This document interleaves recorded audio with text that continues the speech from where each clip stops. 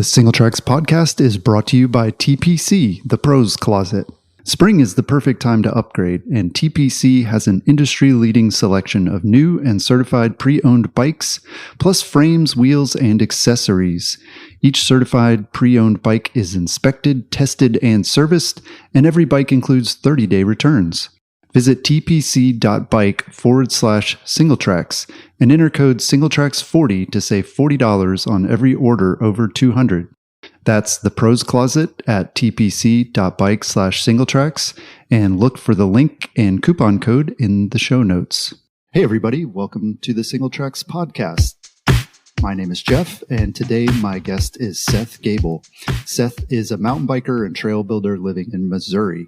His popular YouTube channel, Backyard Trail Builds, shows how he builds beautiful trail features like ramps, skinnies, and bridges using a lot of natural materials. Thanks for joining us, Seth. Of course. Thank you.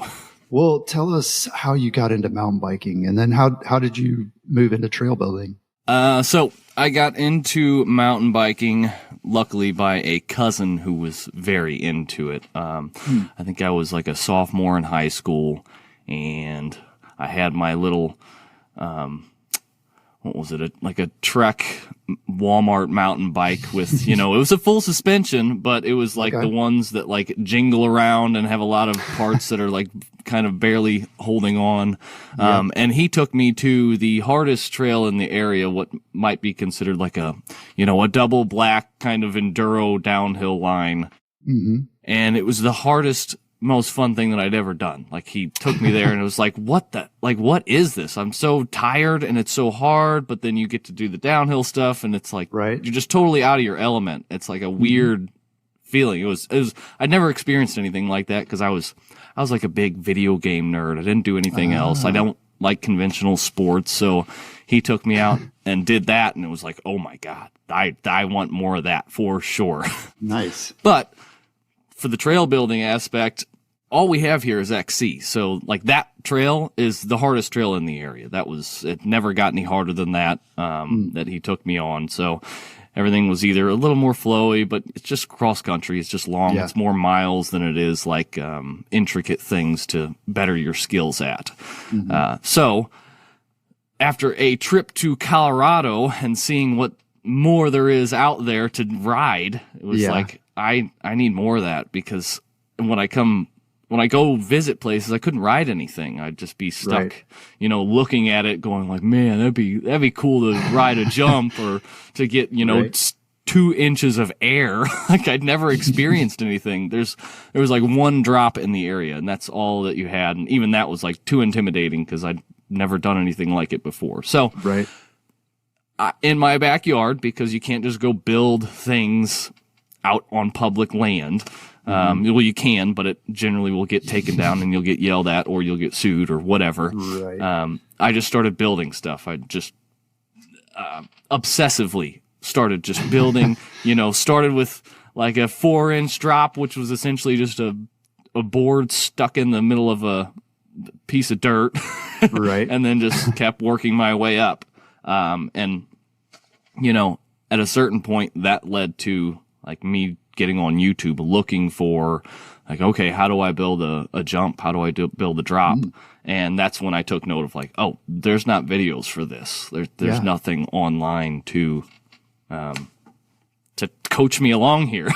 So that led to me just documenting the process of, okay, I'll just start putting these on here and, they can learn from me learning, Yeah. Interesting. Well, I mean, how did you, like, you're totally self-taught, like you had never built stuff before, or did you have like some experience, I don't know, like cutting wood and nailing stuff together? Yeah. So, all of my uncles, it's an odd sentence, all of my uncles, they're all in like the trades. So my dad's in construction. My other uncle, I worked with him for several months. He's a mason. I've done a lot and like this house that I'm in now, it was bare bones. It was just like the studs on the walls, and we completely rebuilt this house that I'm in. So that was like 4 years of a young adult rebuilding a house. So I've got all of this general knowledge of, how things need to be structured and held to, hold up to not just falling over. And from there, I just took that to, you know, if I build these features like you build a house, like surely that's going to be good enough, which I think even a lot of people weren't even doing that. They just, you know, throw stuff out there and, you know, let it collapse over a year. But yeah, it just comes from a background of kind of working with my dad or my uncles or stuff like that, you know? Yeah. Interesting. I'm really shocked that before mountain biking, you were like really into video games. Like watching your videos, it just seems like you're always outside and you're always like building, and like in a lot of ways too, it's almost like primitive building. Like you use a lot of natural materials and stuff. Like, do you still play video games? Is that like still an interest for you? I have it. The interest is there. Like I want to play video games, but it's I get so down on myself. It's like, it feels like the largest waste of time you could do to yourself. Like I could be doing things for my YouTube. It's just, my whole life is centered around like, what could I do more to either make me better or make my channel better? And like being out in nature is one of those things that luckily, like at the same, it's all kind of happened that sophomore year of high school. Like I got very into nature. I watched, I don't know if you've ever seen the movie Into the Wild, Chris McKinless. That like struck a chord for me, and it was like, oh my gosh, I'm an idiot. I've been, you know, I need to just burn my social security card and run into the woods. I took it, I never took it that far, but it felt like that to me. So when I had that happen and then got into mountain biking, it's like, okay, mountain biking is going to be that nature outlet for me. Yeah. That's awesome. Yeah. And it really shows in the videos too, like your passion and everything. And yeah, I think that's a big part of what people connect to in those videos. So I've seen that you're building, or you were building, at Howler Bike Park this year. What were you working on over there? Oh, definitely the largest, most, it's just some extremely huge features there. All wood, all hand done, mostly did a lot of the work myself. It was just this, it's like a double black, I guess you'd call it like a slope style line, sort of. Okay. It's got like the features from, you know, you think of maybe, what's the big park up in like Michigan? It's got like huge wooden drops and everything. Highland Bike Park, like that sort of stuff, but just massive, just stuff like I'd never done before, like 4 times the size. Some of it was, you know, over 20 feet tall. Wow. Just this, I was fortunate enough to be invited down there by a trail building company that I'd worked with before at, Ironton here in Missouri. We built like a big corkscrew, and that video did really well as well. But he kind of invited me back, and then we just started kind of just doing whatever we wanted. It was essentially, if you can dream it, then just do it. Like that was the kind of the circumstance that these people at Howler allowed us to do. It was just this guy and his son starting a private bike park, and they were just like super stoked. Just wanted the best. Like let's just, whatever you can think of, just do it. If it's bigger, do it bigger. Like so, like okay, I'm gonna take it and just run with it for now. But man, that stuff, it's exhausting work. But yeah. Wow. So like they didn't come to you and say, we want this like 20-foot feature. It was more, I mean, was this something that you had wanted to build, or is that the type of stuff that you like to ride? That stuff is definitely I still haven't ridden it, honestly. I rode the first feature that I made, which was like, you know, 12 or 15 foot drop. And that was more out than it was down, which is the scary part for me, is the down. But everything after that, like, it started getting too big for me. So I guess technically, no, that's not the stuff that I like. That's the stuff that I would like to ride. Most of the stuff on that trail was kind of just huge drops at a certain point, and that's kind of a weakness of mine, because if I've got a weakness, it's my confidence in what I'm doing. So it's just, but it's extremely fun to build, because I mean, it's like limitless. You can just do whatever you want, and then it's as big as you want. But I will say, having that itch scratched now in my head, it's like, I want to build more intricate things, but, you know, half the size. The size takes a toll on my body. It's a lot of big lifting logs, and it's rough work, but it's also rewarding, you know. For sure. Yeah. I mean, it looks super cool, and it's definitely one of those things that's like, you know, well, one, it's going to get the bike park noticed, right? Like people see that feature and they're like, oh my gosh, I have to go there. Even though most of us will never ride that, right? And we just like look at it in awe, like, wow, somebody rode that. Like, yeah. Yeah. And that's the cool part for me, is that like people who don't even, there's some people that just came to the park and they'd walk up there just to look at it. Like they don't even ride a bike. And it's like, that's the draw that I want. I think that's the coolest thing you can do, is to attract non-mountain bikers, just to go like, holy, like you put a lot of work into this thing. It's like, that's so cool to hear. It's just people like, I can't ride that, but it looks cool as shit. Right. Yeah. I never even thought about that like there's a thrill in like just seeing that stuff in person. Like, you know, standing there and like looking up and you're like, oh my gosh. I mean, I think of like going to Crankworks, right? And you see like the Joyride course. And yeah, I mean, it's like, that's half of the stuff you're talking about with your buddies is like, oh my gosh, did you see that thing? Like, yeah, you're like, people what? ride that. Right. Yeah. And especially, you know, if you don't even ride a mountain bike, you're like, how you ride that? Like, what is that thing? I don't even like, I made this huge shark fin. They're like, what? I don't even understand. Even the people who could mountain bike when I was building it, they're like, I'm not seeing this thing. Like, I don't understand what you're building here. And they rode a mountain bike. So it's just, some of it's just like, it's just weird looking. So in your videos, I notice, you know, some of them are from projects that you're working on, like the one at Howler Bike Park, and then other ones are where you're building, I mean, literally, I guess, in your backyard. I mean, you've got a much bigger backyard than most of us could ever dream of, but how much of your time do you spend building on your own land versus doing these like paid projects for other folks?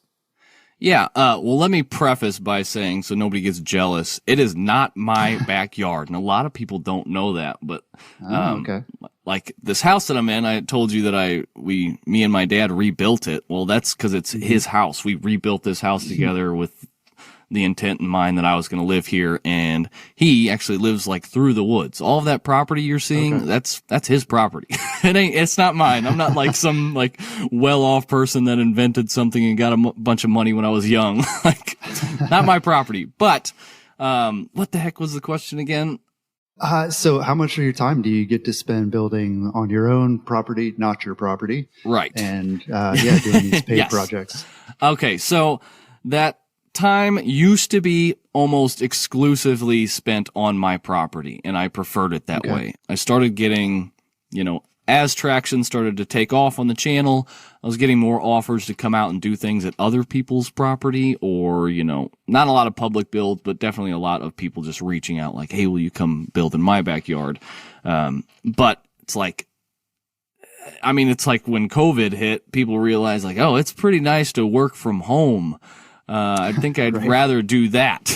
So like me getting these offers, it's like, yeah, that'd be cool to come build for you. But I literally I walk outside and just start building. Like you got all your tools and like, exactly. And there's a lot of tools involved with the build. So, I preferred it that way. I would just do the backyard stuff. But as the channel grew and as my skill grew with building and riding, I definitely started to get a want to do things more publicly. Like it felt like I was hoarding this thing that I was really enjoying and only I was getting something out of it. And it was like, I need to start doing this somewhere else. Like I'm buying all of this wood, putting so much time into this, like, and this stuff's just going to sit here. Like I haven't even gone out to my trail in probably a year that I made like it's just, it's only for me.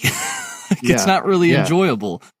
Because you don't let, I mean, for obvious reasons, I mean, obvious to me, like people can't just like come over and ride your trails. Like that's private land. I'm sure you get people all the time though that are like, Seth, can I come over? I want to ride that so bad. Yeah, of course. And it's like, I'd love you to ride it, but there's so many horror stories on the internet of, my best friend sued me because he broke his ankle riding, my dirt bike track in my backyard. And it's like, I ain't even getting near that. I don't want to ruin any friendships over that.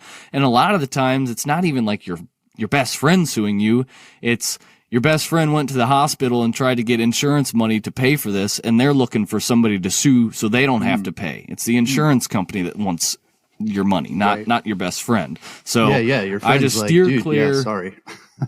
Yeah, exactly. It's like, they're just, which, I don't know. That's muddy water that I don't even want to get into at any point. So I pretty much, I've let probably maybe up to 5 people come out and ride the stuff, but they're like people that I just have known for a long time, and I know they're capable riders. They're not going to be like testing their skills out on what I'm riding. They're just kind of coming out and riding it and just seeing what it is. Do people ever try to like sneak in or like figure out where you're at or anything? No, we're so far out in the country that nobody even knows about it. And even if we're so far out here that it's the same thing where like they'd see it and they probably wouldn't even know what the hell it is. Right. Yeah. So I'm curious, is there like a science to building trail features that are fun to ride, or at this point for you, is it still sort of guess and check? With the wood, I would say that there definitely is some bit of science to it. Math. There is math to it. And, well, I guess, physics and whatnot is, bordering on science and whatnot. But, there is. You have to be able to calculate some stuff, get like your general measurements of things, with wood because, once you build it, there's really not a lot of turning back. Right. It's not like dirt where you can just kind of like reshape it pretty easily. Yeah. And that's where I kind of can bear woodwork for trail building is more like baking, and then dirt work is like cooking. Like you can throw in spices and you can add things, and it's kind of more fluid and loose, and it's a little more artsy and fun. But the woodworking, you kind of got to know all the right measurements, all the things. It's a little more work oriented, but the end product is nice and you can present it well. Yeah. Yeah. I remember I was watching one of your videos. I think it was you were building like a whale tail feature, and you were talking about like the curvature of it and like how it's a ratio between like the peaks and the valleys, I think, right? Like, how did you figure that out? Like you said, there weren't a lot of videos or information about building stuff like that. So was that something you like figured out through trial and error, or did you find that from another source? I wish I could tell you the guy's name, but there's a guy who wrote like this big pamphlet on how to build pump tracks, and he uses a lot of that talk throughout this 50 pages of how to build pump tracks, of like the ratio on things and how they should kind of align. But a lot of that's taken from him. Like there wasn't a lot of videos when I started, but there was enough articles that you can get a gist on things and how you should kind of approach them with a good outline like that. And they're still on there, and they're still probably the best things that you can look at. Like if I suggest reading through that kind of stuff, especially that, man, I wish I could cite it for you, but like just knowing how to build a pump track helps in all lines of trail building for sure. Yeah.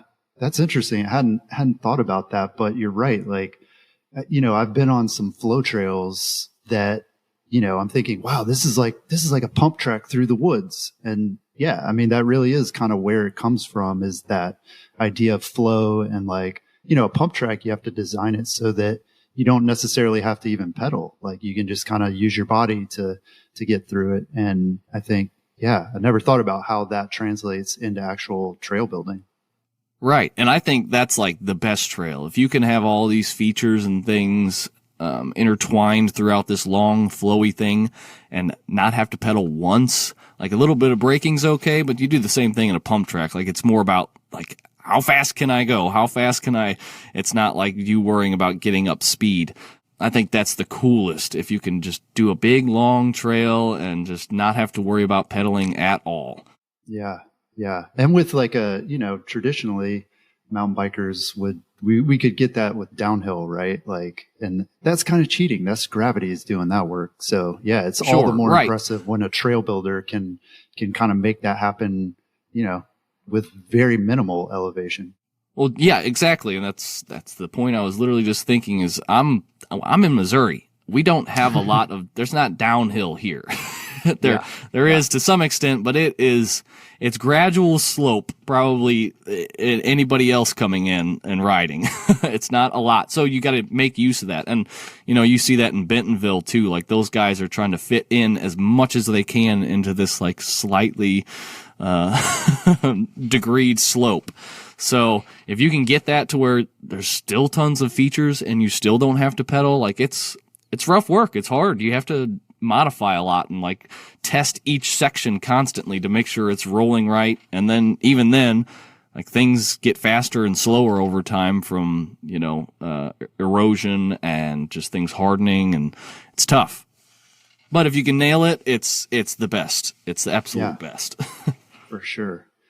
Well, so we kind of touched on this earlier, but I'm curious to know, like, have you had to progress your bike skills to keep up with your builds? Like, which comes first? Do you do your skills first and then kind of build to what you can ride, or do you sort of try to build things that are going to help you progress your skills?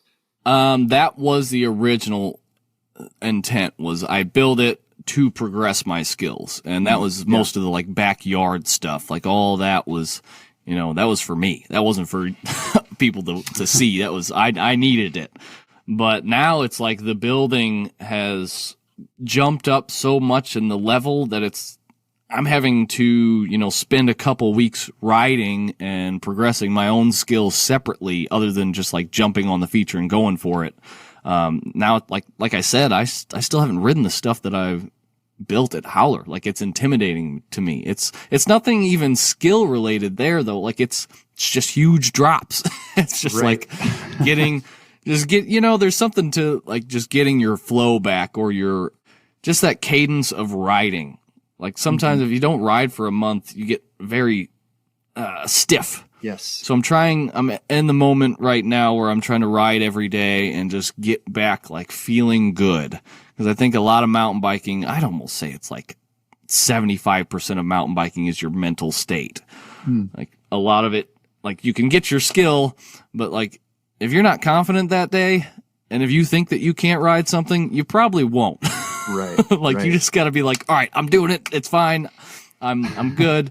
Like, and then you do it and you're like, oh yeah, that was absolutely nothing at all. Yeah. But yeah, it's just, a lot of hard stuff now. So mostly it's just can't ride it, but I'll build it. But I'm trying to dial that back, and hopefully here soon coming up, I'm going to start getting more into like gradual builds that are slightly above my skill level that I can actually ride and progress with. Yeah.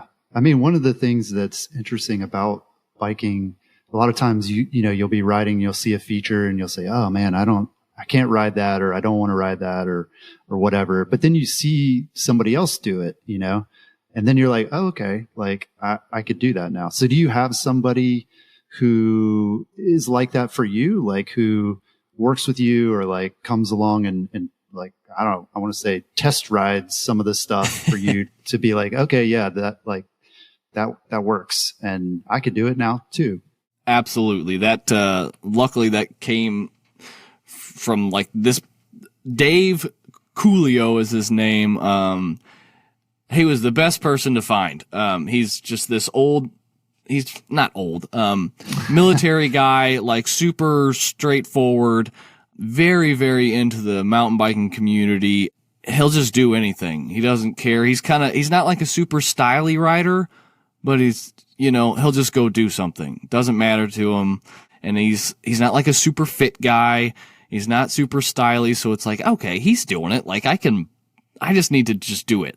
Like he just kind of has that about him where he makes things look easy without making them look hard, if that makes any sense. So yeah, he's my go-to guy for testing things ahead of time, but he always gives me shit if I don't do it first. So sometimes I'll bring him over and then I end up doing it first anyway. So one of the things I really love about your builds and your YouTube channel is that you use a lot of natural wood as opposed to cut lumber. And it seems like, I mean, it's pretty obvious that that's time consuming. So why do you make the effort? What made you want to build with natural materials as much as you do? Yeah. Okay. So I don't know I don't know where any of the information that I get is from. I can't ever cite it. And I apologize to anybody and future dilemmas like that. But there was this really cool quote about how art is really like, when you look at something that's art, the only amount of creativity that went into that thing was, 1%, and the other 99% is just work. So when I use that like kind of primitive style building, it's, halfly just because I know the more work I put into this thing that I'm making, the more artsy it might look or the more unique it's going to be. Because there's not a lot of people that want to put in that amount of time into a bike feature. Like most people build with the intent, like this is going to be ridden by bikes and they're going to ride off it within 1 second. Like they're not going to look at this thing. They're not going to care. But that's kind of where my style comes in, is like, that's all I care about is the feature. Like I really don't, I make sure that it rides well. Like, don't get me wrong, but I'm more concerned about, like, I want this thing to look cool to me. I want the wood joinery to impress me. I want to test my limits on how I'm building things. I just think it's worthwhile to, like, don't avoid the hard work, I guess is what I would say. I think it really shows. People see it. Like, and I've had many people come out and they're like, "Oh, like this was a lot of work." Like, holy shit. Like this is, and that's my favorite compliment, is like people seeing how much work goes into it, and you can tell. Definitely. Was that initially, was that ever about like cost savings? Cause I mean, when you're starting out, you're building these features for yourself and you're having to buy lumber, I guess. And so, I mean, is that a cost savings as well for you? Yes, it did start that way. And, like there was this local sawmill that had what they called cutoffs for like deck boards, and they're like these real thin, like they had a lot of like the soft wood on the outside, so they weren't like very structurally sound, I would say. But they would sell it by the bundle for like $150. So I would just go buy these huge bundles of deck boards, and I knew that it wasn't going to last long. And let me just say, I didn't use any of that wood on public builds. That's all backyard stuff. But it was a cost thing. Like it's a lot of wood that goes into them. And at the time luckily I had a job, but almost all my money was going into these builds. Like I was obsessed with it. But, and then that, you start it like that, like as a cost kind of thing. And then it kind of transferred into like, wow, like this wood's really pretty. And then all of a sudden like, oh, let me go cut a couple of these down and like do them fresh and see what they look like. And it's like, ooh, that was actually a fun process. It was kind of meditative. Felt good. It's almost like an exercise too. So you're getting a lot of benefits out of it, and it just looks good. People like it. So it morphed over time.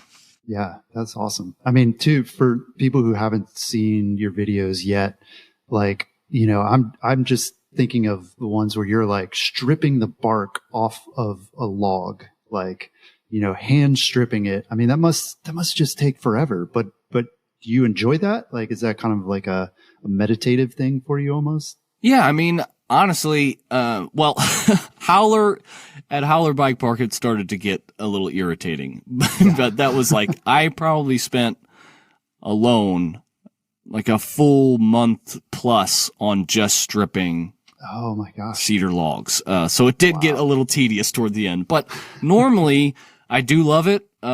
It's like you get a little bit of a lat workout. You get some time either to sit there and just kind of think through your thoughts. So it's a little bit meditative, or, I'll turn on a podcast like this or something, or, Joe Rogan, which they're like 3 hours long. So you can just sit there and go through a million logs, and it's not even anything. Like, it's just fun. And then if you want to take off your headphones, like, it's a pleasant sound hearing like logs get, and it's like watching those freaking ASMR videos where you just watching the strips come off, and it's enjoyable. It's very enjoyable.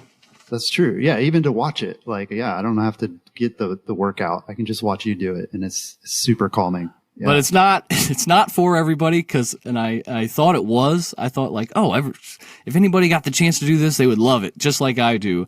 But at Howler, like, several people came out to help me, and they'd peel like a half a log, and they'd be like, oh boy, like, can I be done now? It's like, oh, I'm just a weirdo. Okay, I get it.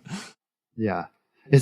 Are there any, like, is this environmentally, like, is this a good thing to do? Like, I imagine you're cutting down some live trees, you're harvesting trees, and then compared to like lumber, though, I mean, that is wood that's been harvested. Is that like something you think about at all, or do people ask you about that? Like where'd you get these trees? Why are you cutting down trees? Yeah, so I do think about it often, and it's rough because, you know, like you buy lumber, and that's all from like this, you know, I'm assuming it comes from like a plantation where they replant trees, and it's all, you can tell, like lumber now is just really soft, and it's like large grained, like all the trees are made to grow quickly. It's like fast growing stuff. Yep, yeah, exactly.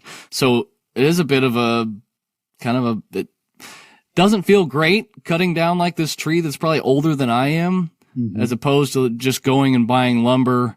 But that lumber, like, you got to buy pressure treated wood. So that's full of chemicals that make it last forever. And the whole idea in my head is like, man, it'd be cool if these features could just eventually rot over time and just drop into the ground and nobody would even know it was there. Like, that's my goal of all goals, is if I can build things that there's no trace left after they fall down. Yeah. And that's what I started doing, a primal trail specifically, where it was like, I didn't even use screws or nails to build things. I was just like, I'd use dowel rods and I'd like shove them through the deck boards, and I made it all through wood joinery. So it's environmental stuff is heavy on my mind for sure. But also that same guy, Dave, who comes and test rides all my stuff, he is huge in the trail building community. He's kind of like liaison, like the person who kind of gets things started, like in community. He'll go to all these city councils and like get them on board with building a mountain bike park or something, and then he'll collect the data from it. And he got this really cool figure that it's only, I think it's like 1 to 2% of the, say you got 200 acres.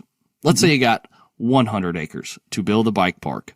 You only use in total about 1 acre of that 100 acres to build the trail on. So if you are cutting down all these trees, you turned 100-acre bike park, you know, or just this land that kind of had no value. Like, nobody really saw anything of it. You could log it, you could chop it all down and put a subdivision there, but we turned it into something that's not only, you know, it's profitable, it's good for the community, but you only use 1% of the freaking trees there. Like, all those other trees, they get to stay, and there's incentive, like, to not cut them down, leave them there, keep the canopy. Like, there's, you know, you take this small amount, it's like the classic, you know, the AI conundrum of like, do you tell the self-driving car, you know, do you kill the one person and save 20, or do you just plow them all down because you know the one person? Right.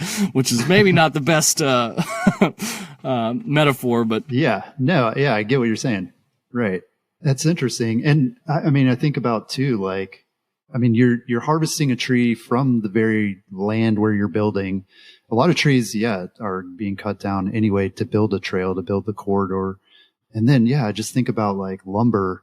They have to harvest the tree, put it on a truck, drive it to a sawmill, and then take it from the sawmill to the Home Depot or wherever it is. I mean, there's a stop too for doing the pressure treating. Like, there's a lot of environmental cost to that for sure. And it just seems like, you're cutting out a lot of middlemen by just working with natural wood. Oh yeah. And the amount, like, that's a great point of like the amount of work that it takes me to do this, you know, if you factor in all of the energy necessary and the amount of people it takes to get that one tree harvested, driven, you know, pressure treated, stuck on in the aisle at Lowe's, and then you got to come pick it up in your car and then unload. Like, it's the amount of work I do is nothing in comparison to that.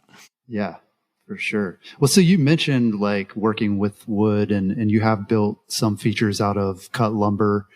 are there things that you can do to ensure that like wooden features remain safe and durable for many seasons?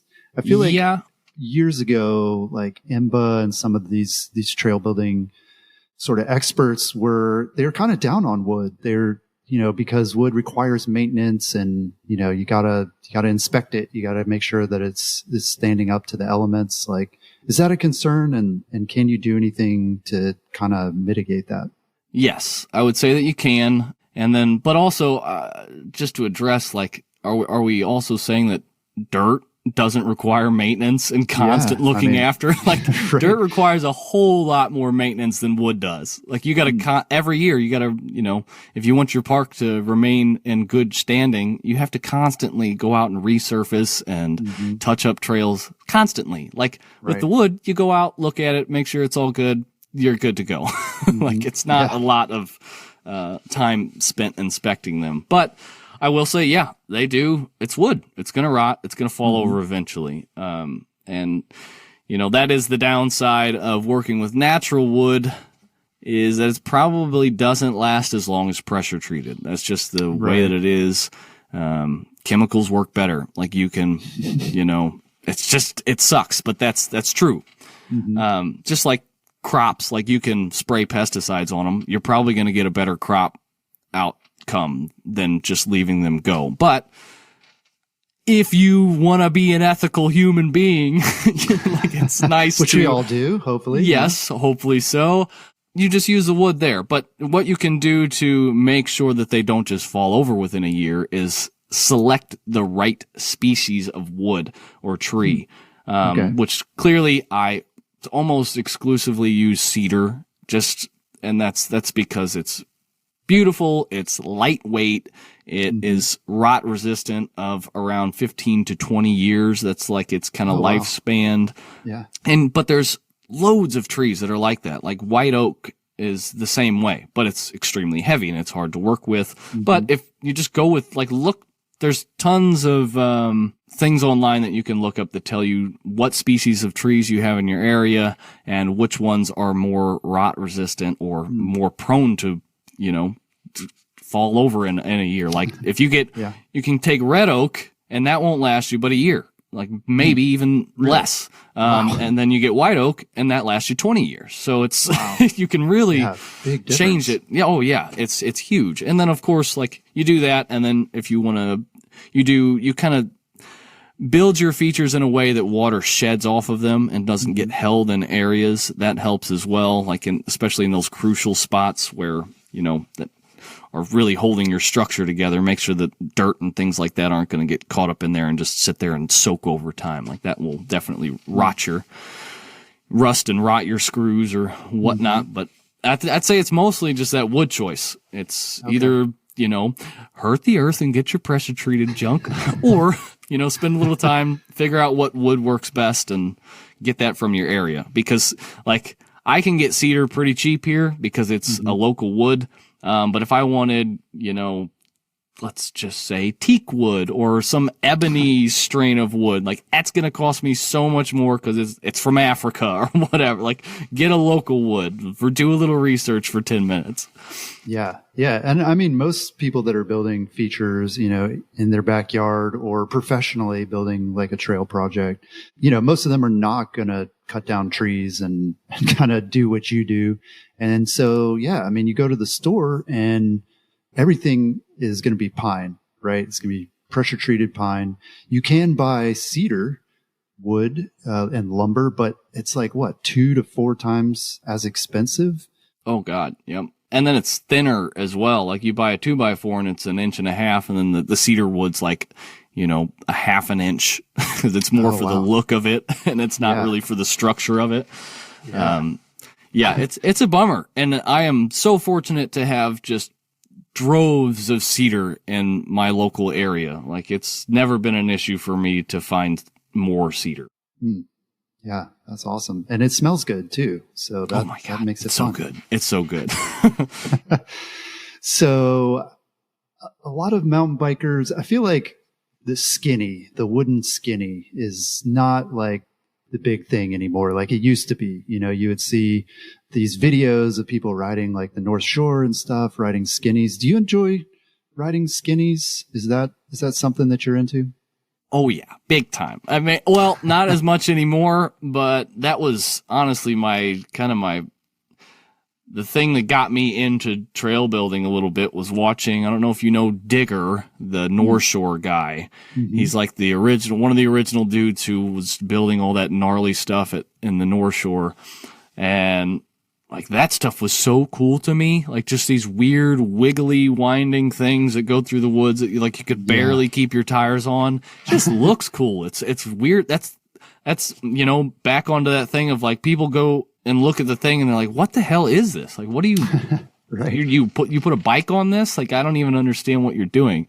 So that's the aspect of Skinnies that I like, is like the weirdness of it and they're kind of like a playground or something. It's like this, like a boot camp sort of feature. Like, right. But yeah, that was the original. Like they're very utilitarian, right? I mean, like the people that built them in the North Shore, they continue to build them. You know, the terrain there's like logs and rocks and all kinds of things that make it really tough to just like cut a trail through. And so I imagine they were trying to figure out a way to get up and over some pretty like gnarly terrain, and building like a proper bridge, you know, like a 3-foot or 4-foot bridge, like it just takes a lot more work and materials and everything. So is that, I mean, I don't know. Do you know where Skinnies even came from? Is that kind of the idea? I imagine you're spot on. It probably started that way, and then some weirdo was like, ooh, I kind of like how skinny this is. I like there's a little bit of danger that just got added to this trail that I didn't even intend to put in. And then it probably, I imagine you're directly on with that. Because that's the same thing. Yeah, it kind of happened like that for me a little bit too. But it's just fun. And the cool thing about those is like you can make them really intricate and hard and almost have zero possibility of you actually getting hurt. Like you can keep them 6 inches off the ground where you're not actually going to get hurt, but you can, you know, like one of the things I did was I put a teeter-totter in the middle of like a Skinny that was already probably 4 inches wide. So you're going down this long, weird, winding Skinny, and then there's a teeter-totter in the middle of it that's just as skinny. It's just a 2x4 that you got to get up and over, and then you're still back on this. Like you can do really intricate, weird things like that with them and not have to worry about, you know, breaking your face. Right. Yeah. You know, as I'm getting older, feel like I'm taking less risk on the trail and stuff, but I still want to do things like Skinnies that, you know, they require a lot of skill and concentration. But at the same time, it's not like high speed, right? So even if you are like a few feet off the ground and you fall, that's not nearly as bad as like, you know, blasting down a mountain and like crashing into a rock. Yeah, you can take them. Actually, it's, you know, you're going to be preferred to go slower on a Skinny just to like get through it. Yeah, right. I don't know why they've kind of lost steam. I don't know why nobody really likes doing them and maybe they'll come back, but like, that's my plan. Like here I think there's some of these parks, I'm trying to convince them like, hey, can I just go and start building a bunch of weird Skinnies through your woods? Yeah. Like, I think people would love to start it's just fun to play around on. Like, for sure. Yeah. You're seeing more of those bike skills parks too. I mean, it's like everybody is building a skills park lately, and kids love just sessioning that type of stuff. And yeah, so maybe there'll be like a new generation of mountain bikers who love riding Skinnies, and they want more elaborate and challenging ones to go with their new skills. Right. Yeah. I mean, it's just like I was saying, like it's a playground. It's literally a playground for adults and children, you know, but you can go out there with your buddy and watch him flop over a million times trying to get across this stupid little Skinny that seems like nothing. And then, yeah, there's just so many varieties of Skinnies, like the ones where they, you know, your back wheel rides on something and your front wheel rides on something else, or like, ooh, those are tricky. Those are so tricky, but also they're so satisfying to, if you can like flowily go through them and like wind. And then I just started making this one type. Well, I didn't just start. I made one of them and I want to make more of them, but I made it to where, you know, you're going down a Skinny and then it just ends. And there's a Skinny kind of parallel next to it that you got to hop over to it. Like something that's like, you can just keep adding these weird little skills into them and just make it more and more fun. Oh man, that's like the Danny McCaskill video, right? Like the ones, I mean, he's done in a few videos where he's like on a railroad track and he like hops over to the other one. Oh my gosh. You think anybody else other than Danny can do that? Have you been able to do that? Oh yeah. Cause you just widen them out a little bit. You make them less, railroad. More than a railroad. Yeah. Yep. Well, that's what I did. I made, it was probably 6 inches wide on the one side, and then I barely put it across. This is the first one that I made, so it was probably 4 inches over to the parallel track. So you could probably almost like ride it if you wanted to, just kind of hop through. Mm-hmm. But if you're cool, like me, I tried to like endo into it. So I'd go back tire first, and then I'd plop the front tire on to the other track, and then you kind of continue on.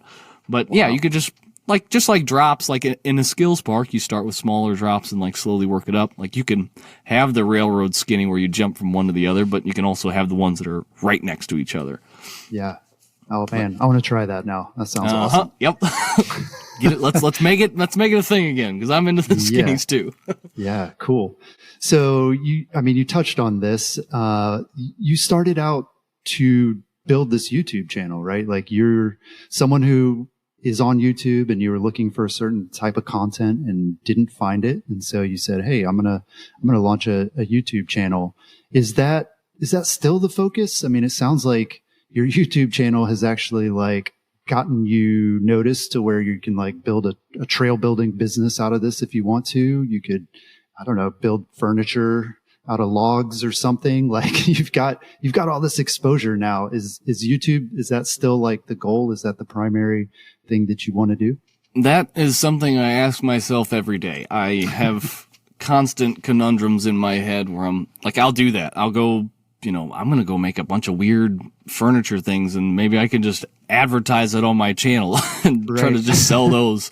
Like I have a feeling over time, that's probably what it's going to transfer into, is me just kind of making stuff and selling it or whatever, opening a stupid Etsy shop or whatever the hell it is. But yeah, for now, I think I'm going to keep with the YouTube, keep trying to, I still think there's not a lot of information on how to build things. Like there's not like kind of step-by-step tutorials. So eventually I want to get into that, like really get into how to build stuff, how to kind of go through the thought process on it. But I still feel inadequate to make those videos. So I want to keep gathering knowledge. I still don't have a lot of knowledge on like how to build or lay out full trails. I'm always doing these kind of step-by-step intricate, I do the features very intricately or whatever, but the ins and outs of the feature, sometimes like on these public builds, it's somebody else building that, like the thing that leads you into it and then the landing. So I need more knowledge on that. I want to keep building that and eventually put out something that kind of can walk people through it who have no understanding of it. But yeah, I think it'll just kind of keep weaving in and out. Whatever happens. I'm not going to try to put me in a box that prevents me from doing something that I want to do. That's when you start to get burnt out and it's not fun. Like, yeah.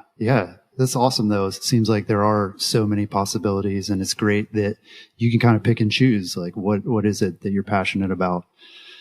So I was surprised to see that your most popular YouTube video so far is about building a set of indoor rollers out of logs. What was the reaction to that video, and why do you think like so many people were interested in it?